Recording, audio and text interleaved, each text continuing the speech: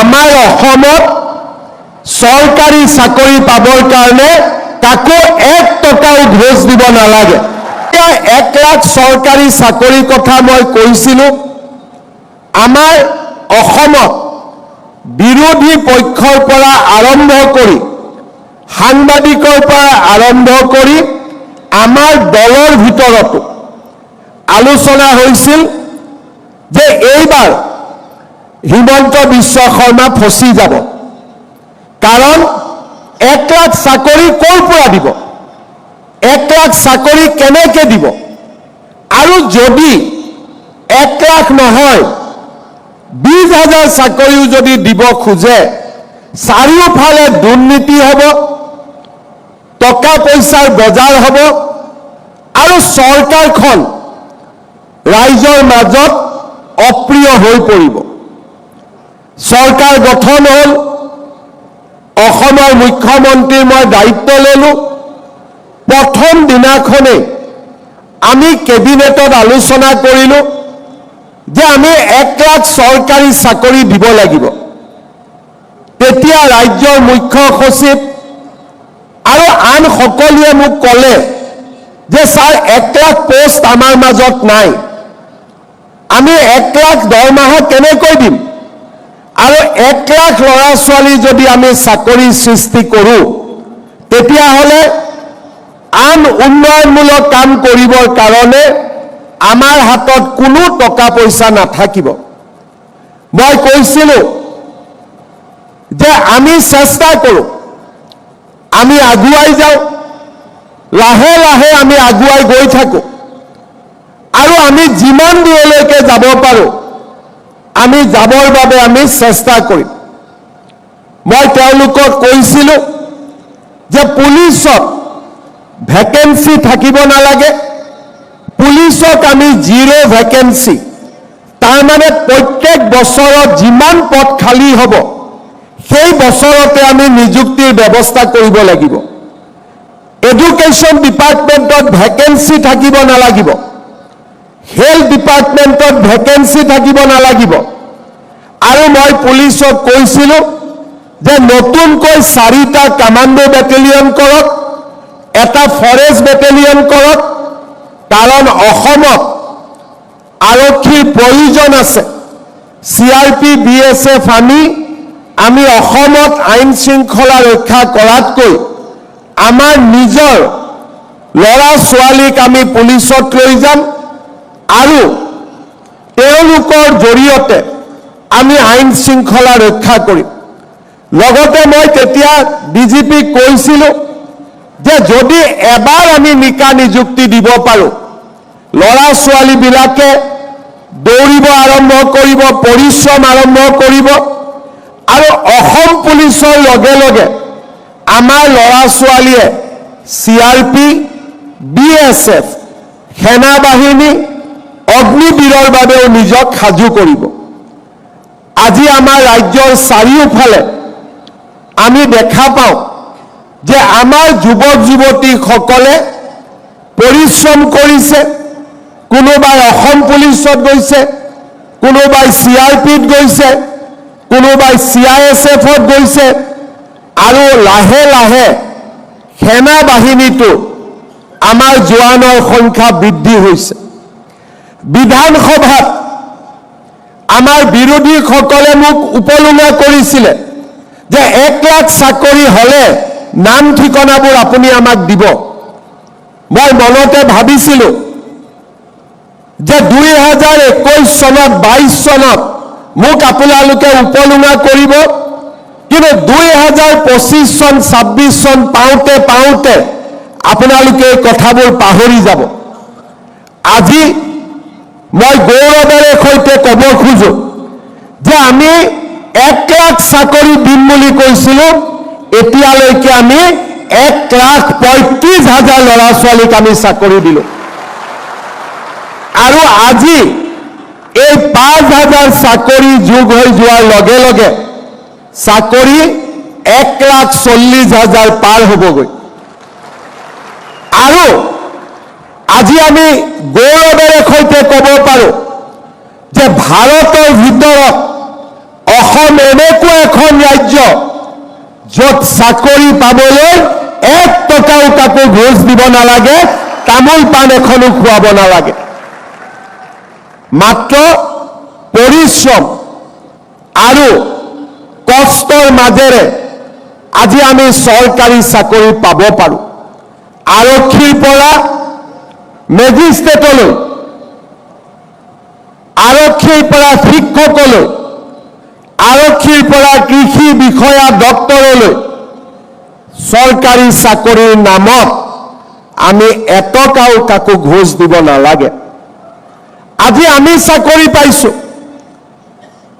আজি আমি চাকৰি পোৱা যুৱকসকল, যুৱতীসকল আমাক দেখা পায় আৰু আন 10 জনে পৰিশ্ৰম কৰিবলৈ শিকিব।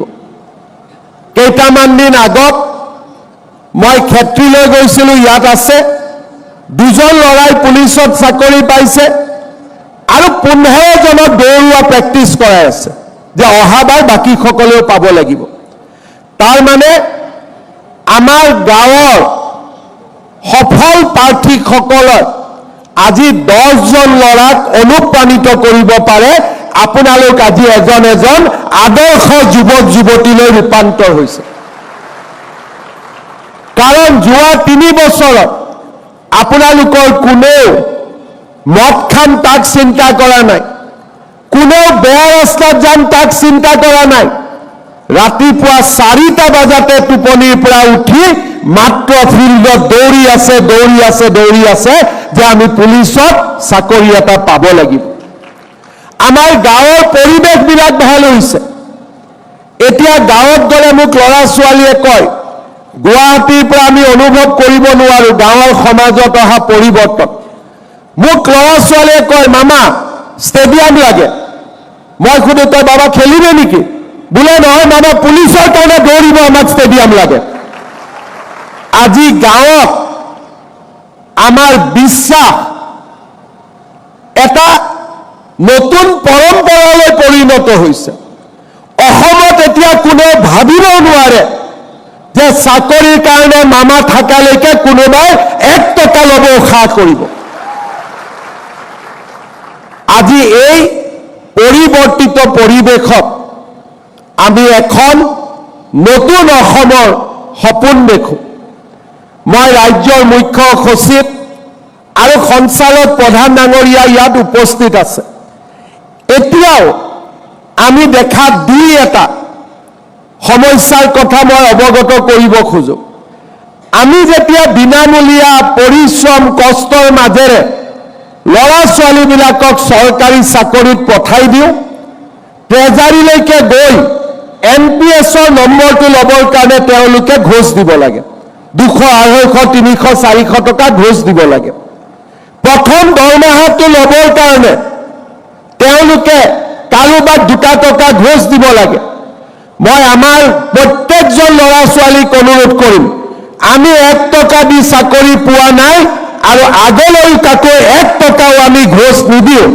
আৰু কোনোবাই যদি 1 টকাও ল'ব খোজে আপোনালোকে মোক জনাব আৰু আমি নিশ্চিত কৰিম DGP চিফ ছেক্ৰেটাৰী সকলোৱে যে চাকৰি লোৱাৰ আগতো পইচা দিয়া নাই, চাকৰি লোৱাৰ পিছতো আমি কাকো টকা নিদিওঁ। ই আমাৰ প্ৰতিজ্ঞা হ'ব লাগিব। পোষ্টিং দিওঁতেও আমি চেষ্টা কৰিছোঁ যাতে আপোনালোকে ট্ৰেন্সফাৰ বিচাৰিবলগীয়া নহয়। হয় ঘৰৰ জিলাত, নহ'লে ঘৰৰ ওচৰৰ জিলাত আমি যিমান পাৰোঁ চেষ্টা কৰিছোঁ।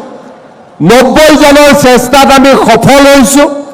10 জনক আমি আজি হয়তো কৰিব পৰা নাই, কিন্তু কেইদিনমান পিছত আজিকালি আমি নতুন নিয়ম কৰিছোঁ। চৰকাৰৰ চাকৰি বদলীকৰণৰ সুবিধাৰ বাবেও আমি স্বাগত সতীৰ্থ বুলি এটা পৰ্টেল কৰিছোঁ, যাতে আমি নিজৰ ভিতৰতে ট্ৰান্সফাৰবোৰ কৰি থাকিব পাৰোঁ, কাৰো ওচৰত যাব নালাগে। যোৱাবাৰ আমি একেদিনাই 16,000 ল'ৰা ছোৱালী আমি ট্ৰান্সফাৰ পোষ্টিং কৰিছোঁ। কোনো অফিচত যাবলগীয়া হোৱা নাই পৰ্টেলৰ জৰিয়তে। এইবাৰো আমি পুলিচত চাকৰি দিওঁতে চেষ্টা কৰিছোঁ যাতে ছোৱালীবিলাকে হোম ডিষ্ট্ৰিক্ট পাওক, ল'ৰাবিলাকে হোম ডিষ্ট্ৰিক্ট নাপালেও কাষৰ জিলাখনত অন্তত চাকৰি পোৱাৰ সুবিধা পাব। আমি চেষ্টা কৰিছো, কাৰণ আমি এখন নতুন অসম বিচাৰো। আজি নতুন চাম আৰক্ষীক মই এটা কথা আজি ক'ব খোজো যে আমি যেতিয়া সমাজত থাকো আৰু গাঁৱৰ মানুহ সমাজৰ মানুহৰ লগত আমি কথা পাতি থাকো, মোক সকলোৱে কয় যে মামা ছাৰ নতুন পুলিচবিলাক বৰ ভাল, টকা পইচা একো নোখোজে। তাৰ মানে মই পুৰণা পুলিচবোৰ বেয়া বুলি ক'ব খোজা নাই, কিন্তু অন্তত নতুন এছআই, নতুন ডিএছপি, নতুন পুলিচৰ বিৰুদ্ধে অভিযোগ আজি এক প্ৰকাৰ নাই বুলি আমি ক'ব পাৰোঁ, যিসকলে যোৱা 5 বছৰত নিযুক্তি পাইছে। আপোনালোকে চাব, পুলিচৰ বিৰুদ্ধে লিখা বাতৰিবিলাকো আজি কমি গৈছে। আৰু এটা কথা সকলোৱে মনত ৰাখিব, পুলিচৰ কাম দুখীয়াৰ বিৰুদ্ধে লাঠি চলোৱা নহয়, পুলিচৰ কাম হৈছে অপৰাধীৰ পিঠিত দাণ্ডা চলোৱা, অপৰাধীৰ পিঠিত দাণ্ডা চলোৱা, দুখীয়া মানুহৰ নহয়। আগত এছাম পুলিচ আছিল, ৰিক্সাৱালা পালে পিঠিত লাঠি মাৰে, কিন্তু আমাৰ ইয়াত গোট খোৱা বহুতৰ দেউতাই নিজে ৰিক্সা চলায়। আগতে বজাৰত তৰকাৰী বিক্ৰী কৰা মানুহজনক লাঠি